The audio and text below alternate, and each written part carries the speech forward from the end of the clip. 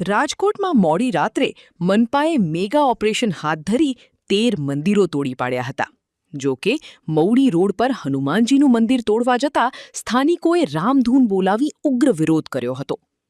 યુવકોએ આક્રોશ સાથે તંત્રને પડકાર્યું કે પહેલા ગેરકાયદેસર મસ્જિદો તોડો, પછી જ મંદિરને અડજો.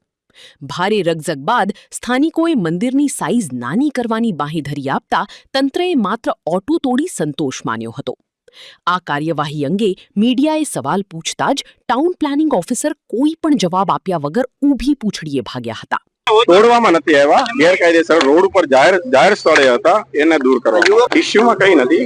એ અમારે નામદાર કોર્ટમાં જે ફરિયાદ દાખલ છે એ મુજબનું એ લિસ્ટમાં સામેલ છે.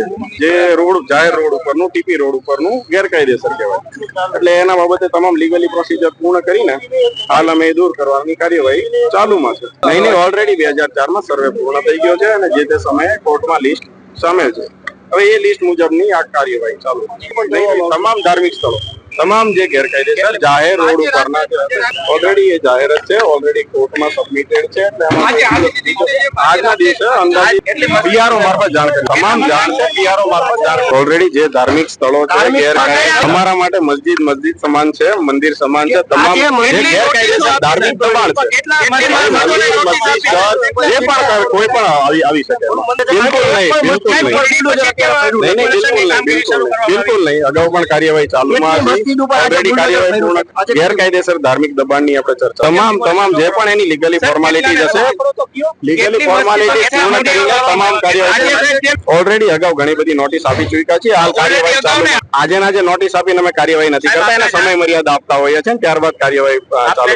બધું જે અમારા માટે મંદિર મસ્જિદ જે પણ રોડ રસ્તા પર જાહેર રસ્તા પર આવતું હોય છે, નહીં કોઈ વસ્તુ નહીં. બિલકુલ નહીં. જે પણ લીગલી ફોર્માલિટી છે પૂર્ણ કરીને કઈ નથી. એની પહેલા પણ ચાલુ જ હતું. ઓલરેડી જે પણ લિસ્ટમાં હશે નામદાર કોર્ટ ઓલરેડી આપને જે જાણકારી જોતી હશે તમામ માહિતી છે ઉપલબ્ધ છે. પણ અત્યારે એ ચર્ચાનો વિષય નથી. અત્યારે જે છે જાહેર સોર્સ ઉપર અવેલેબલ છે, એટલે એવું કઈ ચર્ચા નહીં. એવું કઈ નથી હોતું. અમારા માટે તો જે ગેરકાયદેસર છે એ ગેરકાયદેસર. મસ્જિદ એ તમને અગાઉ પણ મેં જાણ કરી છે. અમારા માટે તો જે ધાર્મિક દબાણ છે. હવે મંદિર મસ્જિદ કોઈ પણ હોય શકે. નહીં એવું કઈ નથી હોતું. એવું કઈ નથી હોતું.